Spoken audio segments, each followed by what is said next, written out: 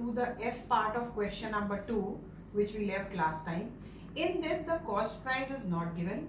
OE, that is other expenses or overhead expenses, are given as 50.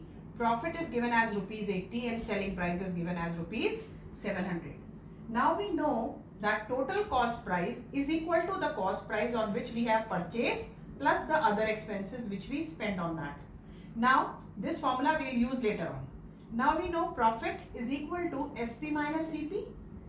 Profit is given as 80, SP is given as 700. This CP we can calculate by applying the values in the formula.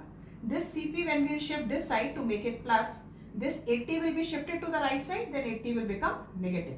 So CP is equal to 700 minus 80. This is total CP, not the CP which is required, because from this we need to subtract the other expenses which we have paid extra other than CP.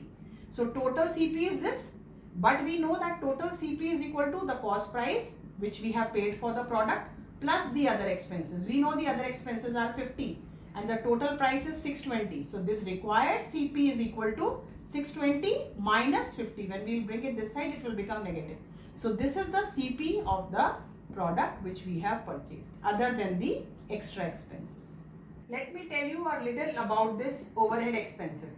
It means suppose you have purchased a TV or a refrigerator or something, then the cost price you will pay to the shopkeeper, but you need to pay some extra price for the rickshaw wala, auto wala or whosoever will bring the thing or the product at your place. That is the extra expenses. This is always added in the cost price which is paid to the shopkeeper from which you have purchased the product. So if this OE can be other expenses also and it can be overhead expenses also. Let's move to the next question. In this, the cost price of storybook is given as this and the selling price of the same storybook is given as this.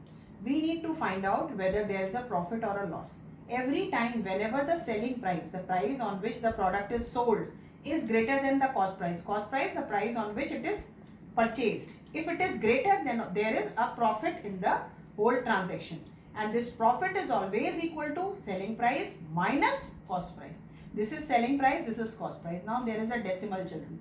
You know how to subtract a decimal? You will do it like this. I have given it there. See, 85 can be written as 85.00 and the other one can be written as 70.50. Now we will subtract it like normal subtraction. The result is 14.50. That is the profit. Let's move to the next question. In this, the cost price of sari is given as rupees 575.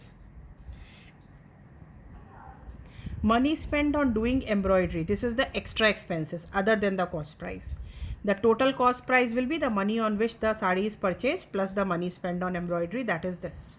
Now the selling price of sari is this. Now you can see that the selling price is more than the cost price. That means there is a profit. Profit is selling price minus cost price. This is selling price. This is cost price. We subtract and this will be the profit. Next question.